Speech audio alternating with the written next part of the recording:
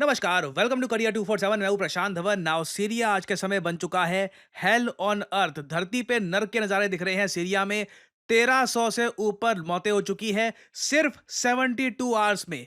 It only took 72 hours. और यहाँ पे आप देख पाओगे इस पर दर्जनों आर्टिकल पब्लिश हो रहे हैं दुनिया भर में कि इतना ज्यादा वायलेंस रिलीजियस माइनॉरिटी और औरतों के अगेंस्ट क्यों अचानक से रिवेंज के नाम पर सीरिया में क्या हो रहा है कि 72 आवर्स में 1300 मौतें। और अभी भी बताया जा रहा है कि जो नंबर है मृतकों का बढ़ता जा रहा है। सड़कों पर शव मिल रहे हैं, कई फैमिली से कई लोग गायब हैं। रिलीजियस माइनॉरिटी जो है यहाँ पर ये डर में जी रही है। और इधर आप देख पाओगे आर्टिकल विमेन परेडेड नेकेड। कई जगह तो बताया जा रहा है कि औरतों को नंग अवस्था में परेड भी कराया गया है। और ऑब्वियसली ये सब औरतें रिलीजियस माइनॉरिटी कम्युनिटी की थी। अब यहाँ पे आपके माइंड में सवाल आएगा, सीरिया में कौन सी रिलीजियस माइनॉरिटी है?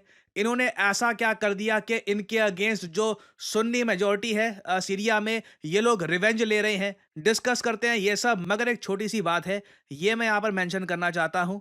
आपने ग्लोबल टेररिज्म इंडेक्स के बारे में सुना होगा। 2025 की रैंकिंग सामने आई थी। सीरिया में इतने बदतर हाल होने के बाद भी ना, पाकिस्तान को सीरिया से भी ज्यादा खराब देश बताया जाता है ग्लोबल टेररिज्म इंडेक्स के हिसाब से। क्योंकि पाकिस्तान में लिटरली यूएन डेजिग्नेटेड आतंकवादी संगठन खुला घूमते हैं, कई आतंकवादी खुला घूमते हैं। और 1000 से ऊपर टेररिज्म रिलेटेड मौतें पाकिस्तान में हुई थी इन 2024। तो सीरिया के बारे में जो भी मैं आपको बताऊंगा, जो भी वर्ल्ड मीडिया आज के समय कह रहा है, माइंड में रखना। According to global terrorism index, Pakistan is worse. Now अब हम जानते हैं कि सीरिया में आज के समय क्या हो रहा है। बहुत ही सिंपल लैंग्वेज में सब कुछ क्रिस्टल क्लियर कर दूंगा। नाउ यहाँ पे आप देख पाओगे मैप में, मिडल ईस्ट में आपको मिलेगा यहाँ पर सीरिया। इजराइल का नेबरिंग कंट्री है और बहुत ही इंपॉर्टेंट लोकेशन है सीरिया की वर्ल्ड में। आबादी है इस देश की 2 करोड़ 40 लाख के आसपास। नाउ ये जो आबादी है ना, इसमें से 74% लोग फॉलो करते हैं सुन्नी इस्लाम। जैसे आप लोग जानते हैं, इस्लाम में प्राइमरली दो सेक्ट हैं। वैसे और भी बहुत सारे सेक्ट हैं, मगर प्राइमरली दो जगह आपको डिवीजन मिलेगा। शिया मुस्लिम्स आपको मिलेंगे और सुन्नी मुस्लिम्स मिलेंगे। नाउ 74% सीरिया में है सुन्नी मुस्लिम्स। और फिर आपको मिलेंगे 12% अलावाइट मुस्लिम्स। नाउ जो ये अलावाइट मुस्लिम्स है ना, ये शिया कम्युनिटी का एक सब सेक्ट है। शिया मुस्लिम्स ही आप इनको कह सकते हैं, मगर उसमें भी अलावाइट कम्युनिटी सीरिया में आपको अलग मिलेगी। अलावाइट कम्युनिटी देखिए, सीरिया में ज़्यादातर जो सरकारी नौकरियां हैं, जो बिजनेसेस हैं, जो इंपॉर्टेंट पोस्ट हैं, वो संभालती आ रही थी पिछले 20-30 सालों से। आप सबको बशर अल असद के बारे में याद होगा। सीरिया के लीडर थे इससे पहले। फिर जो बाइडन ने जाने से पहले सीरिया में बहुत सारे जो ऑल ग्रुप्स हैं उनको सपोर्ट करवा दिया। और बशर अल असद के सामने इतना ज़्यादा प्रेशर आ गया कि खुद का देश छोड़कर इनको रशिया जाना पड़ा। आज के समय बशर अल असद अपने परिवार के साथ रशिया में है। रशिया ने उनको दे रखी है शरण। नाउ रशिया समेत कई अमेरिकन पॉलिटिशियंस ने बार बार बाइडन को यह समझाया था कि सीरिया में अगर स्थिरता बनाकर रखनी है, अगर तुम चाहते हो कि सीरिया में वायलेंस ना हो, तो बशर अल असद को यहां पर एज ए लीडर बने रहने दो। नहीं तो एक बार ये जो कंट्री है, ये किसी और ग्रुप में चला गया। फॉर एग्जांपल, सीरिया में आज के समय जो HTS ग्रुप है, हयात तहिर अल शाम ग्रुप जो है, वो लोग रूल कर रहे हैं। इनके जो ज्यादातर लीडर्स हैं, जो ये पूरा ग्रुप है, ये सुन्नी इस्लाम सेक्ट के लोग रन करते हैं। इससे पहले जो बशर अल असद की सरकार थी, वहां पर ज्यादातर अलावाइट कम्युनिटी के लोग थे।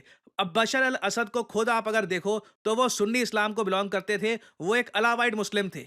ना अब हो क्या रहा है, बशर अल असद भाग गए यहाँ पर रशिया में, तो अब जो लोग पावर में आ गए हैं ना, वो बदले निकाल रहे हैं। वो अलावाइट कम्युनिटी के लोग, जो अपने आप में बहुत बड़ी आबादी है, इस कम्युनिटी के लोग आराम से आपको 25-30 लाख मिल जाएंगे पूरे सीरिया में।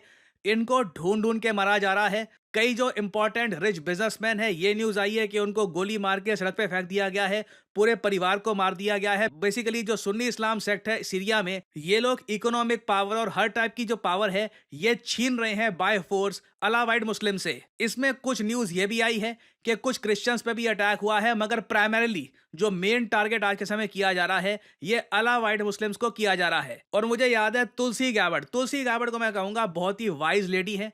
आज के समय ऑब्वियसली यूएसए में एक बहुत ही इंपॉर्टेंट पोजीशन संभाल रही है, डायरेक्टर है नेशनल इंटेलिजेंस की।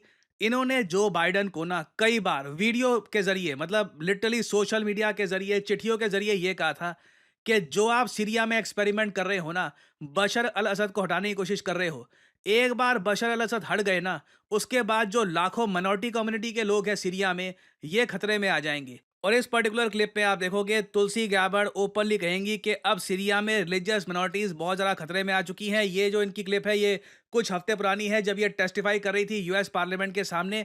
जो इनके शब्द है ध्यान से सुनिएगा। I shed no tears for the fall of the Assad regime, but today we have an Islamist extremist who is now in charge of Syria, as I said, who danced on the streets to celebrate the 9/11 attack, who ruled over Idlib with an Islamist extremist governance, and who has already begun to persecute and kill and arrest religious minorities like Christians in Syria. I understand. Why that should be acceptable to anyone is beyond me. It shouldn't be. Certainly. And ना ये बात इन्होंने कई हफ्ते पहले कह दी थी कि सीरिया में अब जो नई सरकार आ गई है, जहां पे एचटीएस का लीडर है, जिसको यूएस गवर्नमेंट काफी हद तक सपोर्ट कर रही थी अंडर जो बाइडन। ट्रम्प सपोर्ट नहीं करते उस आदमी को, मगर बाइडन सपोर्ट करते थे। उसने ऑलरेडी सीरिया में रिलीजियस मिनॉरिटीज को अटैक करना स्टार्ट कर दिया है। ये ऑफ कोर्स यूएस में बैठी है तो ये प्राइमरली क्रिश्चियंस की बात करेगी, बट जो वहां पर शिया कम्युनिटी के लोग हैं, अलावाइट मुस्लिम्स हैं, they are suffering a lot right now. और सीरिया में जो ये किलिंग्स हो रही है ना आज के समय, इनको देखिए रिवेंज किलिंग कहना भी गलत होगा। रिवेंज किलिंग तब होती है जब आप कह सकते हैं जब अलावाइट कम्युनिटी के लोग कुछ बुरा कर रहे थे, उन्होंने खुद किलिंग करी थी।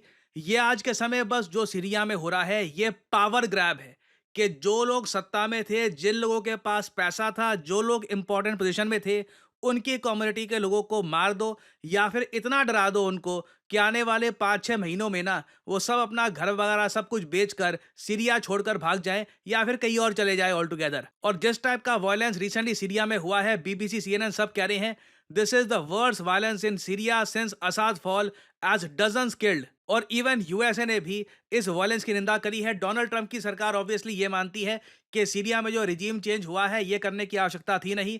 रशिया इसके अगेंस्ट था, ईरान इसके अगेंस्ट था, बट अब जो यहाँ पर हो गया है ना, इससे हमेशा के लिए जो 25% आबादी सीरिया में है, जो क्रिश्चियंस हैं और जो बाकी रिलीजियस मिनॉरिटीज हैं इन द इस्लाम सेक्ट, वो हमेशा के लिए मैं कहूँगा डेंजर की जिंदगी जिएगी। और पॉसिबिलिटी है कि फ्यूचर में इनकी आबादी सीरिया में रेडिकली कम हो जाए। और फाइनली यहाँ पे आप लोगों से मैं एक सवाल पूछना चाहूँगा। खंजर ये मिलिट्री एक्सरसाइज आज के समय काफ़ी ज़्यादा न्यूज़ में है। आपको बताना है कि खंजर मिलिट्री एक्सरसाइज ये भारत और किस और देश के बीच में होती है। ये है यहाँ पे आपकी ऑप्शंस, किर्गिस्तान, इटली, यूएस या फिर नेपाल। कमेंट सेक्शन में करिए उत्तर। जो लोग देंगे सही आंसर उनकी कमेंट को मैं दे दूंगा हार्ट, ताकि बाकी लोग समझ पाएं कि सही उत्तर क्या है। और फाइनली बहुत ही इंपॉर्टेंट जानकारी आप सब लोगों के लिए, एक्सिस बैंक का जो हमारा बैच है, आपको पता होगा मैंने करियर 247 पर इसकी काफ़ी एड्स डाली थी कि डेप्यूटी मैनेजर आप बन सकते हैं एक्सिस बैंक में थ्रू करियर 247। तो जो इसका बैच है यहाँ पर पीवीआरएम का, ये स्टार्ट हो जाएगा 15 मार्च से। ऑलराइट, तो 15 मार्च से पहले पहले जो अपना फॉर्म है फिल कर लीजिए। असेसमेंट टेस्ट जो है करियर 247 का दे दीजिए। लिंक इसका आपको मिल जाएगा नीचे कमेंट सेक्शन में पिंड, और डिस्क्रिप्शन में भी इसका लिंक आपको मिल जाएगा and you can do this. और मैं आपको बता दूं ऑलरेडी करीब 15 लोग करियर 247 के थ्रू एक्सिस बैंक में डेप्यूटी मैनेजर बन चुके हैं। हम कोशिश करेंगे बहुत ही जल्द उनके टेस्टिमोनियल्स भी आपके लिए लेकर आएं।